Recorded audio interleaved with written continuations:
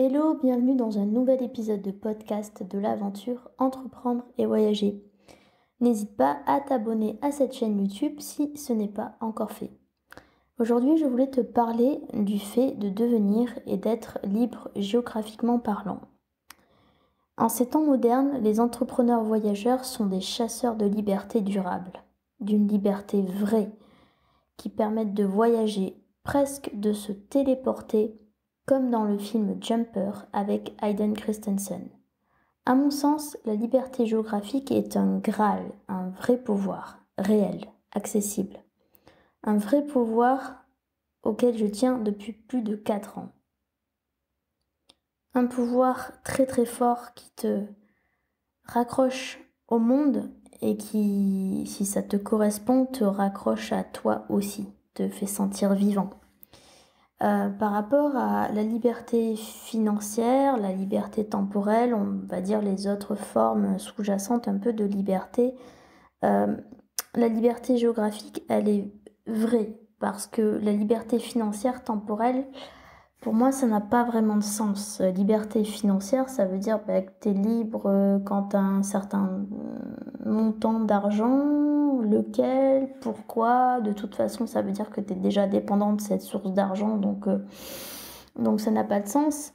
Liberté temporelle non plus, ça n'a pas de sens. Même si tu es libre géographiquement ou ce que tu veux, tu es toujours tributaire de décalage horaire, d'horaire, de journées qui passent, qui se terminent. Donc ça n'a pas vraiment de sens non plus. Par contre, la liberté géographique, elle est vraie. Elle a du sens parce qu'elle s'inscrit dans le monde, dans la géographie actuelle, dans tout ce qu'il y a de plus vrai qui reste et qui demeure.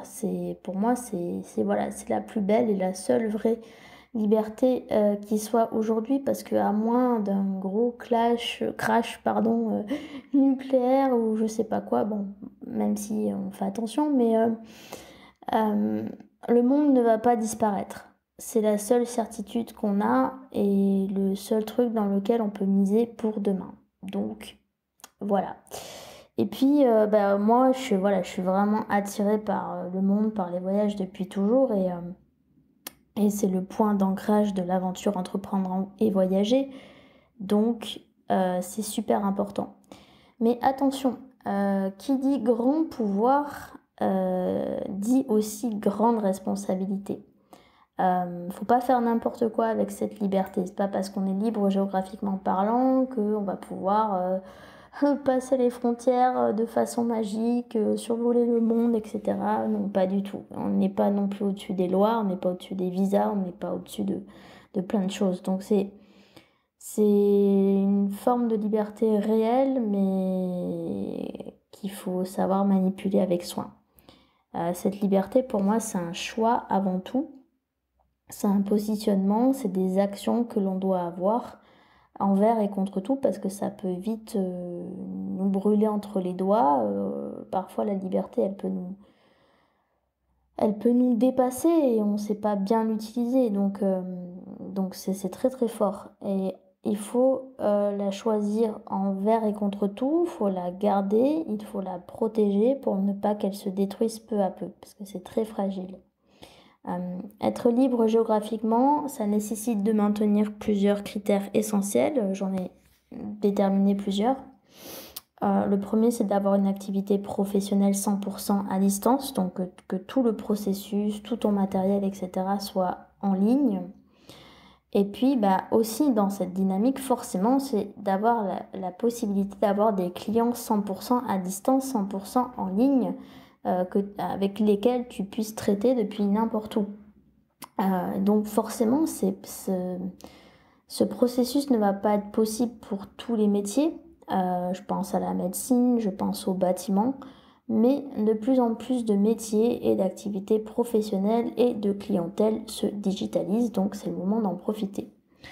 Par contre, forcément, cela implique aussi de devoir dire non à certaines opportunités. Si ça ne respecte pas ces critères, c'est pas la peine. Ça nécessite aussi de se retrousser les manches, d'apprendre aux clients à travailler à distance, de faire des choix stratégiques. Mais ça en vaut tellement la peine, crois-moi. Moi, j'adore cette flexibilité, cette ouverture au monde et aux autres que m'apporte la liberté géographique. Ça a tout changé pour moi au quotidien et depuis plusieurs années. J'aime travailler à mon rythme, j'aime pouvoir partir quand je veux, j'aime pouvoir travailler d'où je veux, j'aime autant que possible être en mouvement.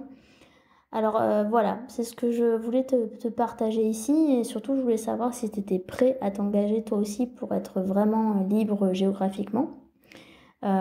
Si tu as bien compris ce que c'était, si tu as des questions, etc.